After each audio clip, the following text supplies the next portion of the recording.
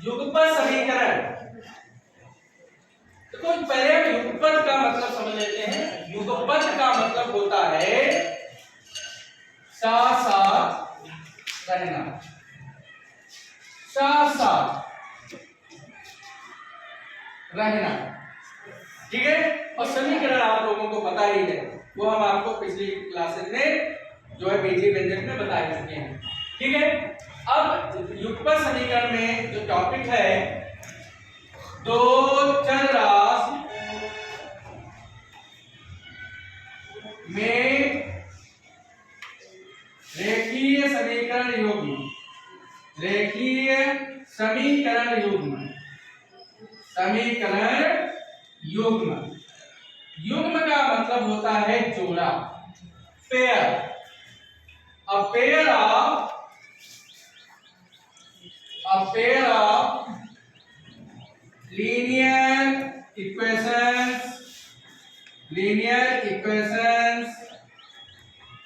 in two variables, English में इसकी heading, ठीक। अब देखिए यहां पर हम युग्म ले रहे हैं, रेखीय समीकरण युग्म हम मान लेते हैं। माना रेखीय समीकरण युग्म, रेखीय समीकरण युग्म बेटा पहला दो चर राशि में a1x प्लस b1y मानक रूप में प्लस c1 बराबर 0, ये पहला समीकरण। और बच्चों दूसरा समीकरण a2x plus b2y plus c2 बराबर 0। तो बेटा यहां पर a1 b1 c1 a2 b2 c2 ये सब अचर है, और x y ये क्या है, चर है, ठीक है ना। a1 a2 दोनों समीकरणों में x के गुणांक हैं, b1 b2 दोनों समीकरणों में y के गुणांक हैं, c1 c2 दोनों समीकरणों में क्या है बेटा, अचर पद है, स्वतंत्र पद है, ठीक है ना।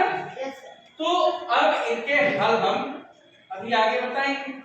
अब है क्या, इन दोनों युग्मों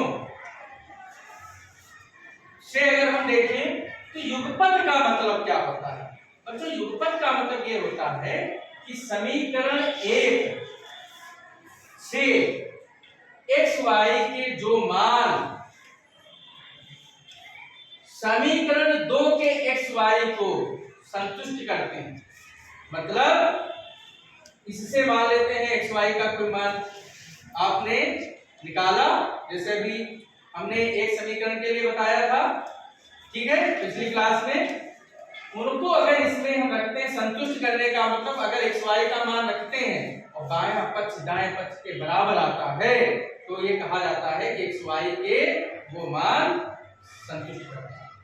या दूसरे समीकरण के एक्स वाई के मान पहले को समीकरण, तो जब संतुष्ट करते हैं एक के मान दूसरे को, दूसरे का मान पहले को अगर संतुष्ट करता है, इसका मतलब दोनों क्या है, साथ साथ। युगपत का यही मतलब होता है, साथ साथ।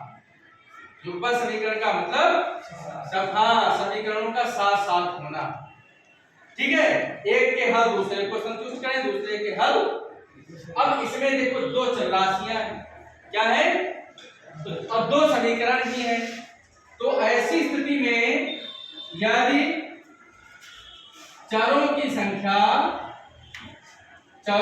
संख्या बच्चों बराबर है समीकरणों की संख्या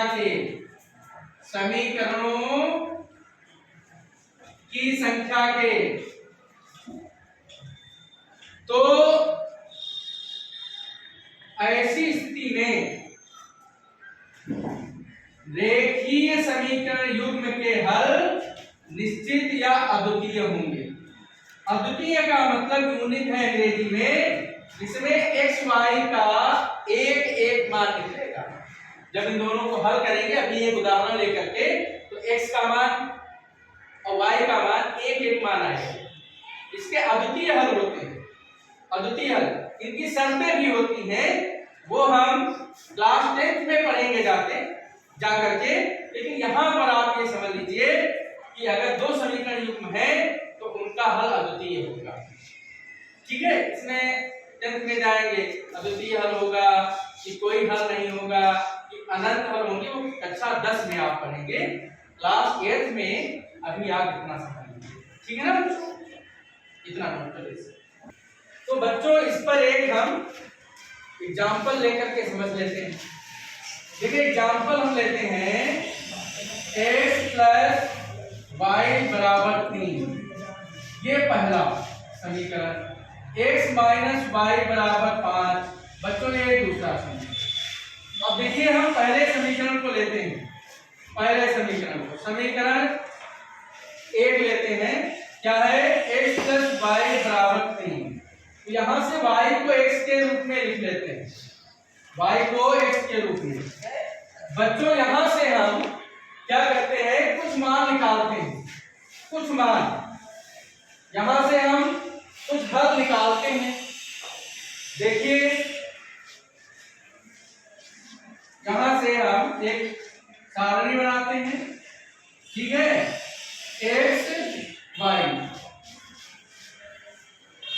अब देखिए अगर x का मान यहां पर हम 0 लेते हैं, x का मान 0, तो 3 - 0 क्या आएगा, 3। x का मान अगर हम बच्चों यहां पर 2 लेते हैं तो 3 - 2 क्या आएगा, 1। x का मान अगर यहां पर 4 लेते हैं तो 3 - 4 -1 आएगा, ठीक है। उसके बाद में अगर बच्चों यहां पर हम 1 लेते हैं, ठीक है, तो 3 - 1 क्या आएगा बच्चों, 2। अगर हम -1 लेते हैं, माइनस भी ले लें, प्लस माइनस कुछ भी ले लें, कोई भी वास्तविक संख्या ले लें, तो माइनस माइनस प्लस हो जाएगा, तो यहाँ पे वैल्यू क्या आ जाएगी, 4 आ जाएगी। बात समझे कि नहीं? ऐसे ही हम बच्चों यहाँ पर मान लेते हैं -2 लेते हैं, तो माइनस माइनस प्लस हो जाएगा, 5 आ जाएगा y का मान। तो आप यहाँ पर देख रहे हैं कि x के अलग अलग मानों पर y के अलग अलग मान आ रहे हैं। तो अगर हल की बात करें तो एक हल ये हो गया, एक हल ये हो गया, एक हल ये हो गया। ये समीकरण 1 को लेकर के मैंने हल निकाले। अब देखिए समीकरण 2, समीकरण 2 क्या है, x - y = 5। अब इसमें हम चेक करते हैं कि इनमें से क्या कोई हल इसको संतुष्ट करता है। तो देखो 0, 3 रखेंगे, 0, 3 पहले रखते हैं इसमें, तो बेटा x की जगह 0 रखेंगे, बाएं पक्ष में रखते हैं, देखेंगे दाएं पक्ष आ रहा है कि नहीं, और इसकी जगह 3 रखते हैं, तो इसका मान आ रहा है -3, जो कि दाएं पक्ष के बराबर नहीं है, 5 के बराबर नहीं है, तो ये इसको संतुष्ट नहीं कर रहा है। 2, 1 लेते हैं, 2, 1 रखते हैं, 2 - 1 = 5, 1 = 5 के नहीं है, ये भी संतुष्ट नहीं कर रहा है। ऐसे 4 - 1 लेते हैं, 4 - 1, x का मान 4 बाएं पक्ष में रखिए, x का मान 4 रखते हैं और y की जगह बचा -1 रखते हैं, तो माइनस माइनस प्लस कितना आ गया, 5 आ गया, जो कि दाएं पक्ष के बराबर है, जो कि दाएं पक्ष के। तो बेटा अब हम यहीं पर स्टॉप हो जाएंगे। देखिए ये जो x का मान 4 और y का मान -1 है, ये वाला, ये हमने निकाला किससे था, समीकरण 1 से निकाला था, और ये समीकरण 2 को संतुष्ट करता है, अभी बताया ना। तो समीकरण 1 के x y के मान अगर समीकरण 2 को संतुष्ट करते हैं तो वह मान दोनों समीकरणों का एक उभयनिष्ठ हल हुआ। अब यहां से आपको क्लियर होना चाहिए युगपत होता है, युगपत बताया ना, साथ साथ होना, इसका मतलब ये दोनों साथ साथ, क्योंकि x के 4 और y के -1 मान पर ये दोनों समीकरणों का बायां और दायां पक्ष बराबर आ रहा है। बात समझे कि नहीं? तो इसलिए ये 4 - 1 इसका एक हल हो गया, इतना नोट कर लीजिए। आगे हम आप लोगों को अगली कक्षा में पढ़ाएंगे, तो क्या पढ़ाएंगे, युगपत समीकरण को हल करने की विधियां। आपके कोर्स में 2 प्रकार की विधियां हैं, एक प्रतिस्थापन विधि और दूसरी विलोपन विधि। इन दोनों विधियों के बारे में हम कमिंग क्लास में डिस्कस करेंगे। आज की क्लास यहीं पर खत्म।